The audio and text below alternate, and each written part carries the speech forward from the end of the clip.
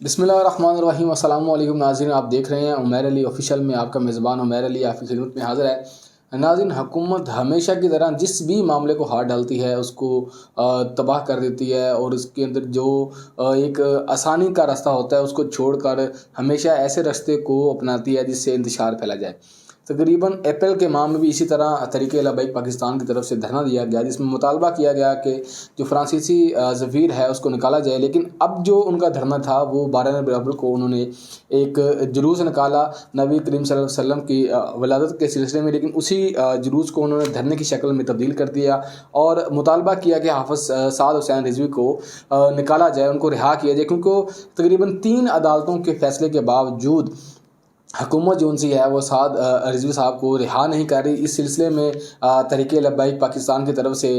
धरने की कॉल दी गई, और अब उनका अभी वो लाहौर से इस्लामाबाद की तरफ गामजन है, और उनका जो जलसा है, जो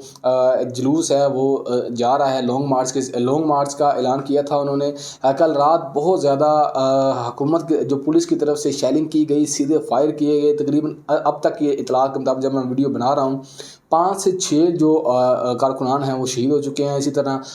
2 जो पुलिस एहलकार हैं वो भी शहीद हैं। दोनों तरफ ही मुसलमान हैं, दोनों तरफ ही पाकिस्तानी हैं, दोनों तरफ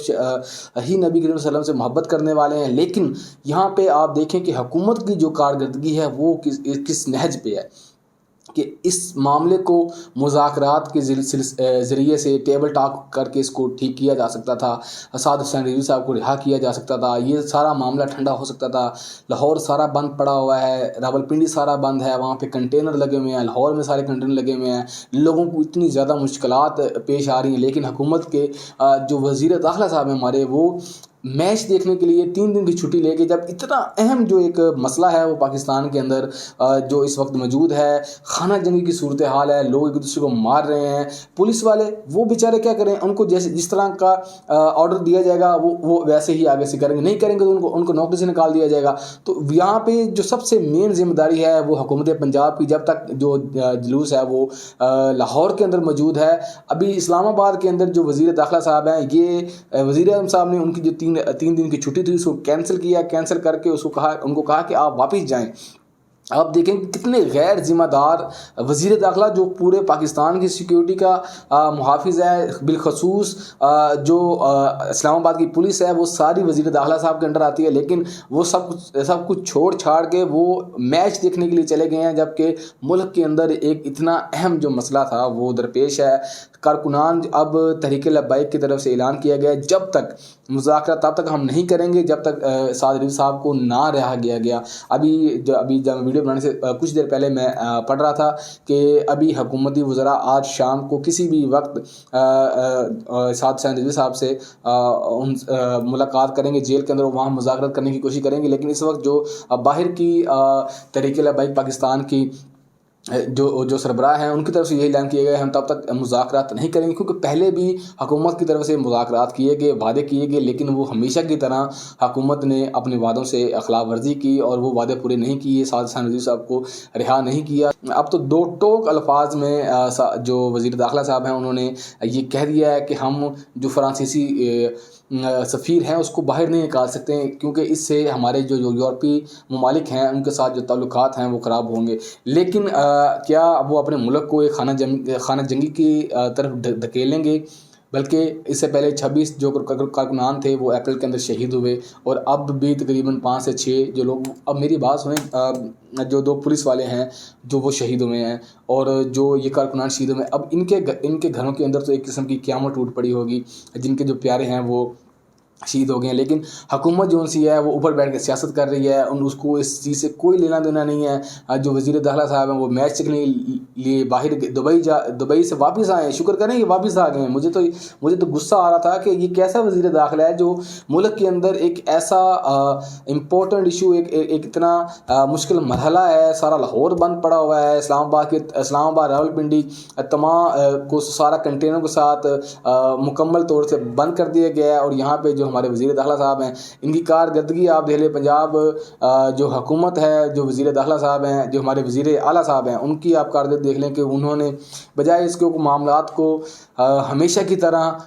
ڈیلے کر کے، ہمیشہ کی طرح دیر کر کے بعد میں مذاکرات کرنا، اس کے بعد ان مذاکرات کے اوپر بھی پورا نہ اترنا، اس وقت کی جو صورتحال ہے، ابھی میں آپ کو کلپ سنا رہا ہوں، یہ کلپ سنیں کہ اس میں وزیر داخلہ صاحب کیا کہہ رہے ہیں۔ میں حکومت کو آخری وارننگ دینا چاہتا ہوں، ورنہ اس ملک میں لبیک یا رسول اللہ کی ایسی تحریک چلے گی، عقل کے ناخن لے لیں، ورنہ یہ تمہاری ہوئی لوٹی ہوئی دولت بھی کام نہیں آئے گی، یہ فرسودہ نظام کو بھی آگ لگا دیں گے، اور اس ساری